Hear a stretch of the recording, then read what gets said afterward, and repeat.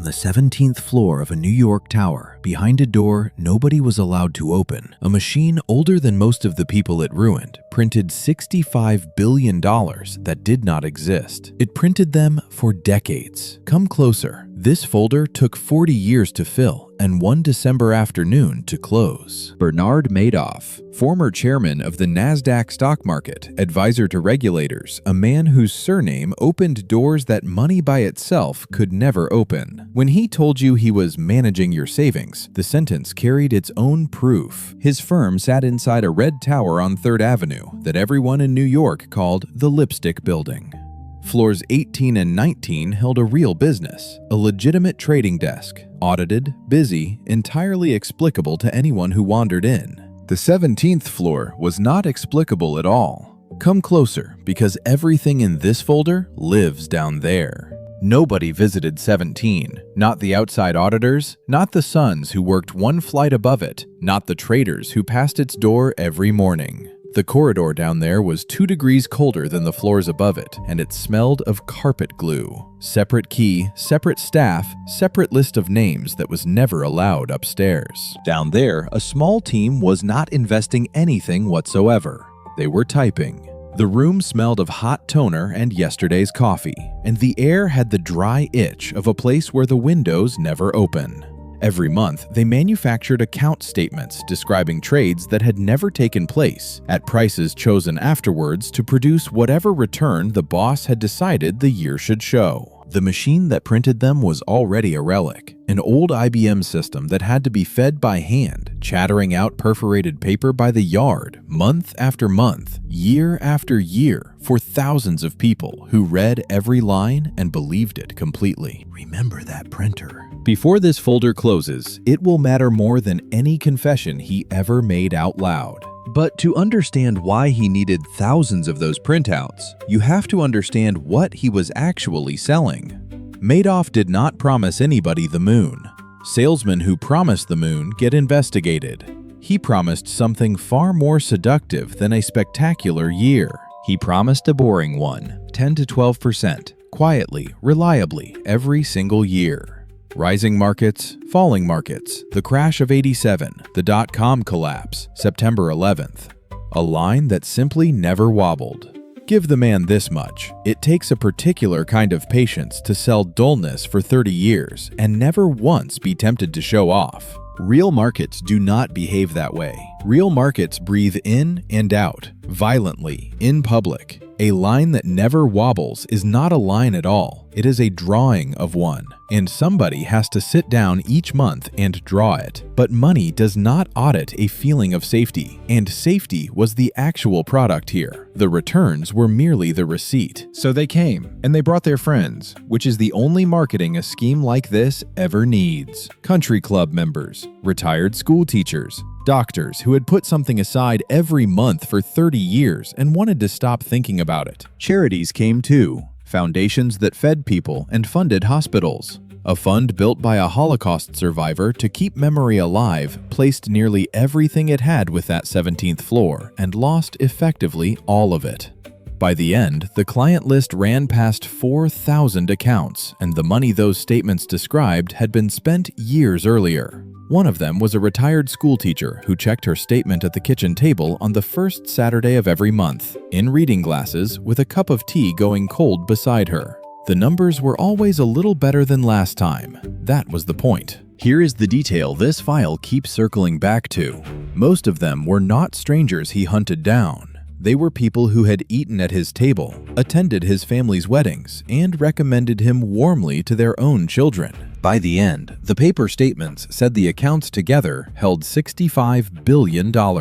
Every cent of that number was fiction, printed in ink, mailed in envelopes, filed in drawers. The real money that ever walked through the door was closer to $17.5 billion. The difference between those two figures was arithmetic that existed nowhere except on the 17th floor. Somebody did notice. A financial analyst named Harry Markopolos was handed the numbers by his own employer and asked to build something similar. He took them apart in an afternoon and concluded they were mathematically impossible. He wrote to the regulator.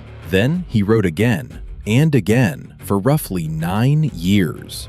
One of his submissions was titled, "Without any decoration at all, the world's largest hedge fund is a fraud." Examinations were opened. They asked the wrong questions, accepted documents from the firm itself, and closed.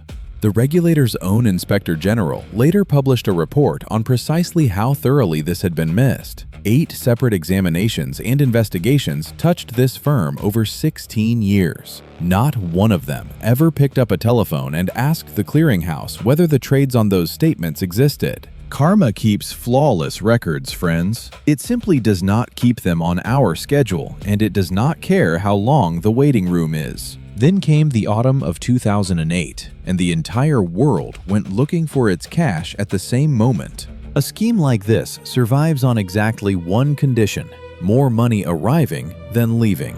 That autumn, roughly $7 billion in withdrawal requests landed on his desk from clients who needed their own money elsewhere. There was nothing there to pay it with. There had been nothing there for years, and he had known that longer than anyone. On the 10th of December, he called his 2 sons into the family apartment and told them the truth. The asset management business, he said, was one big lie. He had perhaps a few $100 million left, and he intended to hand it out before the end. Mark and Andrew had spent their careers upstairs, on the floors that were real. They listened to their father describe 4 decades of theft. Then they walked out of the apartment and telephoned a lawyer, and the lawyer took them straight to the federal authorities. That is the hinge of this entire file. Not a regulator, not an auditor, not 9 years of letters from a man who had done the arithmetic correctly. His sons, the 2 people with the most to lose and the least obligation to speak.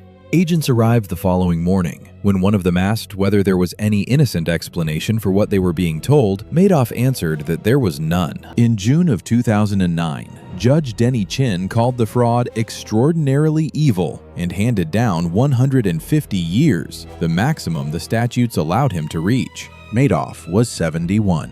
The number was never arithmetic about a lifespan. It was a sentence written to be read aloud so that the people in that courtroom would hear the size of what had been done to them. Now the part of the file I would skip, if this desk permitted skipping.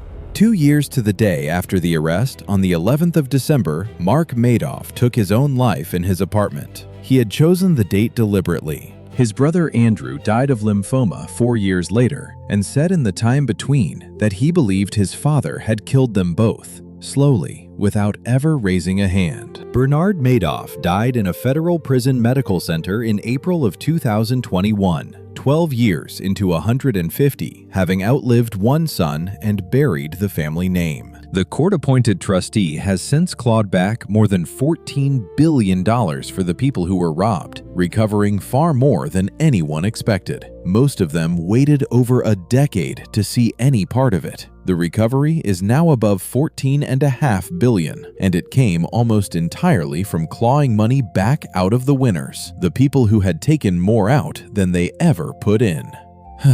And here is where that old machine finally pays. Every fake statement it ever printed was also a record of what he owed and to whom. The fraud kept better books than most honest firms. Investigators fed those printouts back through the numbers, and the paper that stole the money is the same paper that made it possible to give any of it back. So the ledger closes, not because a regulator finally read a letter, and not because an auditor climbed one flight of stairs to a door he was told to ignore. It closes because 2 sons listened to their father and refused to carry it. Every account is settled eventually. The only question this desk ever asks is who ends up paying and whether they were the ones who signed. Tell me what you would have done standing in that hallway, and I will pull the next folder.